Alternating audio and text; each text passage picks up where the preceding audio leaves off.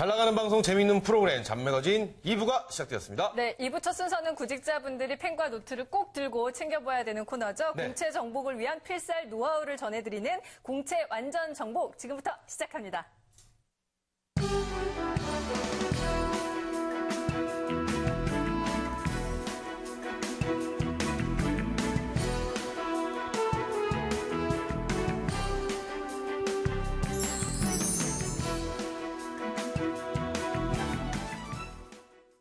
네, 오늘은 아시아나 항공 공채 전략 준비하셨다고요? 네, 전 세계에서 6개 항공사만 선정되는 스카이트랙스 5생 항공사를 선정되고요. 좀 차별적인 서비스로 유명한 아시아나 항공의 국제선 캐빈 인턴 공채에 대해서 좀 준비해봤습니다. 네. 캐빈은 많은 분들이 아시는 비행기 승무원을 의미하면서 이번 공채는 국제 노선에서 이제 기내의 안전이라든지 대고객 서비스 업무를 담당하는 직원들을 뽑게 됩니다. 서류 접수는 6월 12일 일요일까지 서류 접수 마감 예정입니다. 네, 정말 많은 분들이 기다리셨고 그렇죠. 또 지원을 앞두고 있는 그렇죠. 아시아나 항공 승무원.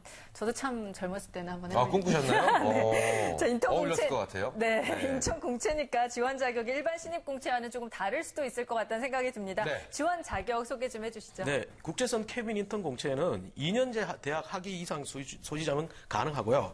기졸업자 또는 2012년 2월 졸업 예정자 지원 가능합니다. 특히 이제 8월에 근무를 해야 되기 때문에 8월에 입사가 가능하신 분이어야 되고요.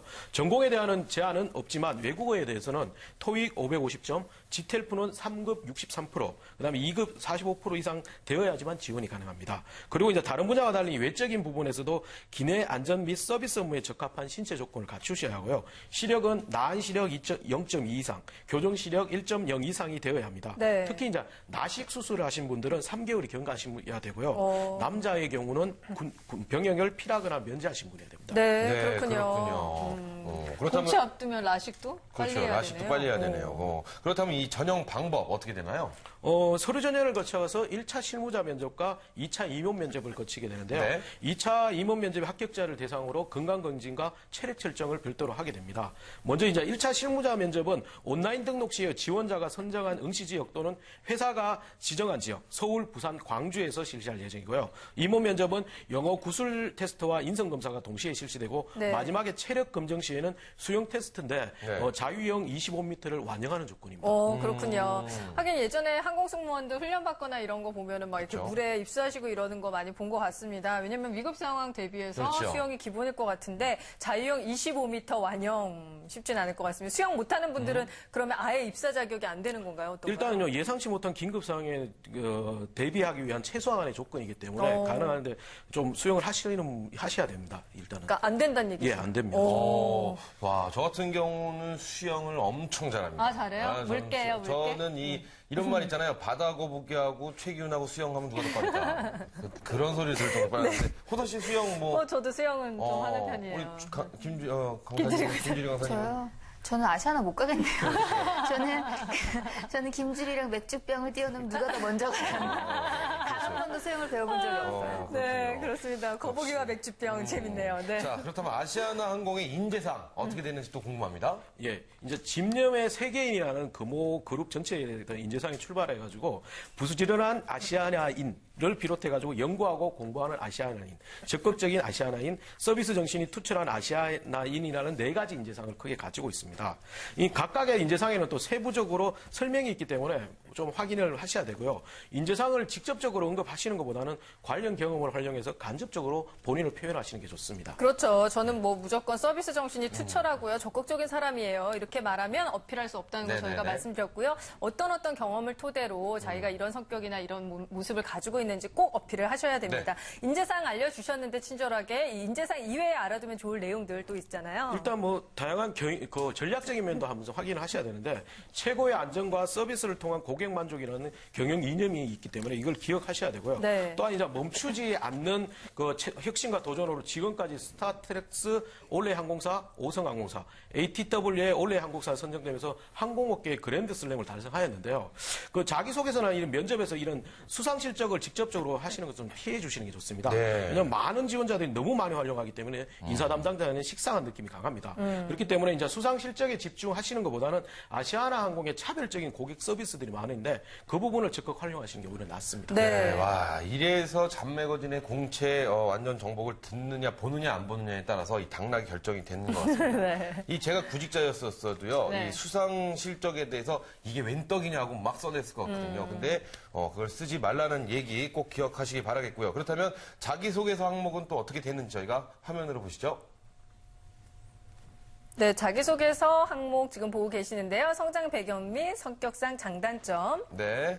입사 후 포부에 대해서 서술해 주십시오. 네, 그리고 기타 자기소개에 덧붙일 내용, 케빈 승무원이 왜 되고 싶은가, 뭐 이런 내용들이 있네요. 네네. 이런 항목들을 보고 이제 어떻게 보면 평범한 항목들이다라고 생각해서 또 대답에 오류를 겪으실 수도 있을 것 같습니다. 작성하는 요령 좀 알려주시죠. 네, 일단은 뭐 학교나 어학 성적보다는 이제 자기소개서를 통해서 지원자 역량을 좀 세밀하게 검증하기 때문에 좀 내실 있고 차별화되게 작성을 해야 되는데, 일단 항목별로 일단 말씀을 드리면 첫 번째 항목이 성장 배경과 성격 장단점인데, 네. 성장 배경에서는 학창 시절이 별도로 없습니다. 그렇기 때문에 가급적 오래전 얘기보다는 학창 시절의 주요 에피소드를 중심으로 본인의 장점과 연결시키시는 게 좋습니다. 네. 그리고 성격 장단점에서는 거의 대부분이 서비스 마인드를 강조하는데 그렇겠죠. 오히려 다른 강점을 찾아주시는 것도 좋고요. 네. 또한 단점을 솔직하게 인정하고 그것을 개선하는 노력은 반드시 함께 기술을 하셔야 됩니다. 네. 그리고 두 번째는 이제 케빈 승무원이 되고 싶은 이유가 이 부분이 지원 동기를 의미하는 겁니다. 네. 여기서는 지극히 개인적인 이유나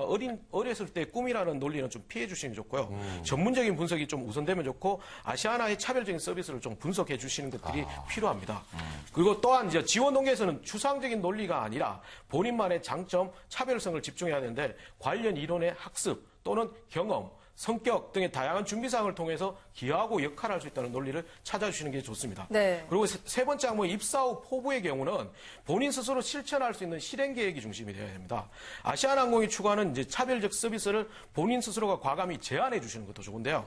다만 이게 현실성 있는 제안을 해 주셔야 됩니다. 그리고 마지막에 이제 덧붙일 내용인데 이게 마냥 본인만의 자랑을 쓰는 것이 아니라 케빈 승무원으로서 도움되는 장점을 기술하셔야 되고요. 네. 또한 이제 경험을 통해서 논리적으로 접근을 해 주셔야 됩니다. 네, 이렇게 알려주신 사항들 꼼꼼히 체크하시고요. 제일 중요한 거는 또 잘 써주놓고 마지막에 그래서 꼭 대한항공에 대한항공에 입사하고 싶습니다. 싶습니다. 큰일 난 거죠. 그렇게 하시는 네. 분들 꼭 계시잖아요. 그렇죠, 예, 많죠. 주의하셔야 될 것 같습니다. 맞습니다. 이 항목별로 이 자세히 설명을 해 주셨으니까 이대로 자기소개서를 작성해 주시면은 합격하셨습니다라는 전화가 오지 않을 듯 네. 싶습니다. 그렇다면 그 전화를 받고 나면 바로 면접인데 이 면접 또 어떻게 준비해야 될까요? 네, 면접은 두 차례가 실시되는데 먼저 네. 1차 실무자 면접을 거치는 임원 면접이 실시하는데 실무자 면접에서는 역량 면접과 토론 면접으로 구분돼서 실시가 되고요. 임원 면접에서는 영어 구술 테스트와 인성 검사가 동시에 실시가 됩니다.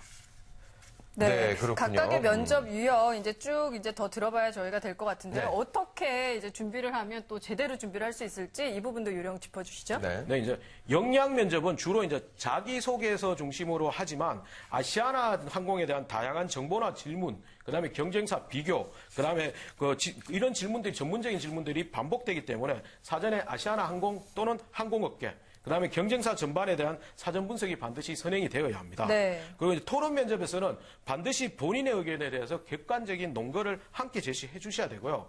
상대방의 의견을 존중하고 경청하는 것과 함께 상대방의 이름까지 거명해 주시는 것이 좋습니다. 네. 그다음에 임원 면접에서는 영어 구술 테스트가 동시에 진행되는데 전문적인 영어 구사 능력을 미리 준비하셔야 됩니다. 지원 동기 및 상황 해결 등에 대한 질문이 구체적으로 질문되기 때문에 다양한 질문에 대한 답변을 미리 점검하시는 게 좋습니다. 네. 그렇군요. 자, 이렇게 해서 오늘은 아시아나 항공 공채 전략도 꼭 저희가 꼼꼼히 살펴봤는데요. 이 준비하신 구직자 모두에게 만족할 만한 그런 결과가 있으면 하는 바람이고요. 마지막으로 윤호상 소장의 핵심 포인트 짚어주시죠.